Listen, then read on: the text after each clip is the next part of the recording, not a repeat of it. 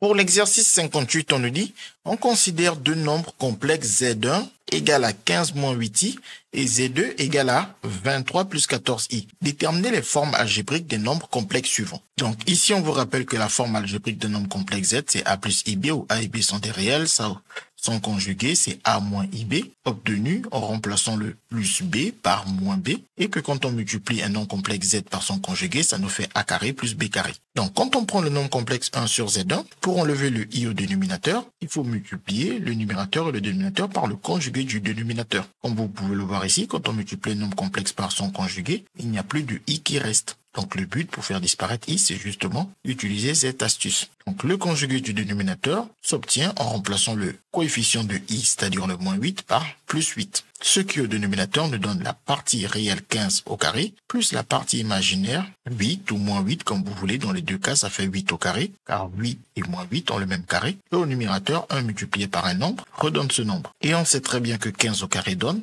225 et 8 au carré donne 64 et 225 plus 64 donne 289. Puis on n'a plus qu'à distribuer la division par 289 à chacun des termes du numérateur pour obtenir ainsi que la forme algébrique de 1 sur Z1 est la suivante, où l'on peut lire A sa partie réelle, 15 sur 289, et B sa partie imaginaire, 8 sur 289. On va refaire la même chose pour Z2. On multiplie au numérateur et au dénominateur par le conjugué de Z2. Un nombre complexe par son conjugué nous donne sa partie réelle 23 au carré, plus sa partie imaginaire 14 au carré. 23 au carré, soit vous le savez, soit vous utilisez la calculatrice. Dans les deux cas, ça donne 509. De même, 14 au carré donne 196. Et 1 fois un nombre redonne ce nombre. Et ensuite, on additionne les deux nombres au dénominateur, ce qui nous donne 725. Puis on sépare cette division par 25. 725 que l'on distribue à chacun des termes du numérateur, ce qui nous donne la forme algébrique de 1 sur Z2, où la partie réelle de Z2 est de 1 sur Z2 est 23 sur 725 et sa partie imaginaire est moins 14 sur 725. Maintenant pour la question C, à savoir Z1 sur Z2, on peut chercher la forme algébrique en multipliant au numérateur et au dénominateur par le conjugué du dénominateur qui s'obtient en changeant le signe du coefficient de I au dénominateur. Le plus 14i devient moins 14i. Puis on fait tous les calculs derrière. Mais aussi on peut se dire que diviser par un nombre, c'est multiplier par son inverse. Donc diviser par Z2, c'est multiplier par son inverse 1 sur Z2. Et le 1 sur Z2, ça tombe bien, on l'a justement déjà mis sous sa forme algébrique. Puis on remplace Z1 par son expression donnée dans l'énoncé et on remplace 1 sur Z2 par sa forme algébrique que nous avons obtenue à la question précédente. On peut être impressionné par ce divisé par 725 et on peut remarquer que comme il apparaît deux fois, on peut alors très bien factoriser par ce 1 sur 725 et en le passant tout à gauche, on obtient alors le produit de ces deux parenthèses. Soit vous le laissez tel quel, ou soit vous pouvez le mettre en facteur tout à gauche.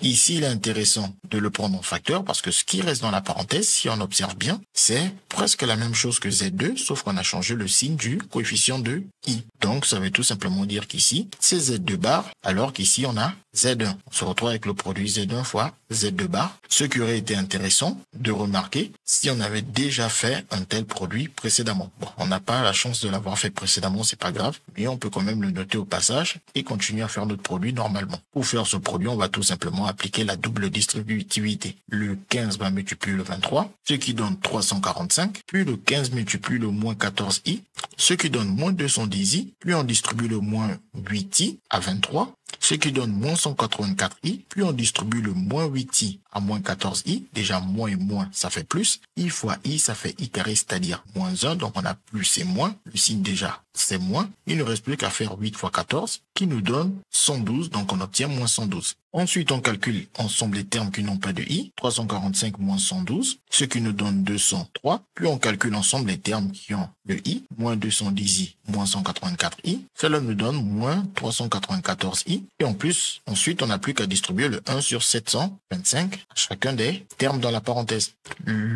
On le distribue en premier, on obtient 233 sur 725, puis on le distribue en deuxième, on obtient moins 394 sur 725. Puis bien évidemment, n'hésitez pas à vérifier si oui ou non ces fractions sont irréductible ou pas. Et comme c'est le cas ici, on obtient ainsi la forme algébrique de Z1 sur Z2 ou 233 sur 725 et sa partie réelle et moins 394 sur 725 et sa partie imaginaire. Maintenant pour la dernière question, la D, il faut trouver la forme algébrique de Z2 sur Z1.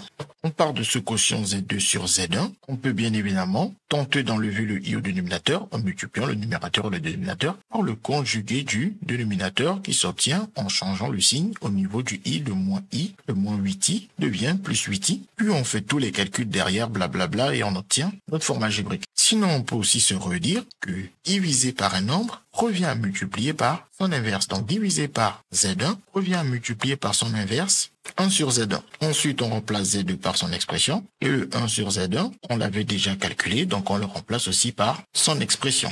Et ensuite, bien évidemment, on voit qu'ici, on peut sortir cette division par 289 à l'air d'une simple factorisation. Il suffit juste de mettre 1 sur 289 devant une parenthèse. Puis on n'a plus qu'à mettre ce 1 sur 289 tout à gauche. Au passage, ici, on reconnaît Z2 et ici, on reconnaît le conjugué de Z1. Le Z1, c'est 15 moins 8i et là, on a 15 plus 8i. Donc, on pourrait avoir envie de faire la double distributivité, sauf qu'on peut remarquer que ça nous fait beaucoup penser au produit précédent. Avant, on avait Z1 fois Z2, barre, et maintenant on a Z1 barre fois Z2. On voit que la barre s'est déplacée de l'un à l'autre. Pour faire ce déplacement de barre d'un à l'autre des deux facteurs, en fait, on peut juste constater que si l'on fait le conjugué de ce produit-là, cela donne la barre sur chacun des facteurs. Et comme on sait que Z2 barre redonne Z2, avec le Z1 barre qui est apparu, on constate alors que notre nouveau produit n'est rien d'autre que le conjugué de notre ancien produit. Et comme on avait déjà effectué ce produit et qu'on avait obtenu le résultat ici entre parenthèses, on peut tout simplement dire que ce produit est le conjugué de ce résultat qu'on a déjà obtenu. Donc, on écrit directement le conjugué de ce résultat. Et faire le conjugué de ce résultat, on a dit, c'est uniquement changer le signe au niveau du i. Ce qui nous donne alors 233 plus 394i. Et ensuite, on n'a plus qu'à distribuer la division par 289 ou distribuer la multiplication par 1 sur 289. Au premier terme, cela nous donne 233 sur 289. Et au deuxième terme, cela nous donne 394 sur 289i. Et une fois qu'on est là, on n'oublie pas de vérifier si oui ou non ces deux fractions sont irréductibles. Ce qui est justement le cas. On a ainsi obtenu forme algébrique de Z2 sur Z1. Et on peut voir que sa partie réelle, c'est 233 sur 209 et que sa partie imaginaire, c'est 394 sur 289. CQFD, ce qu'il fallait découvrir.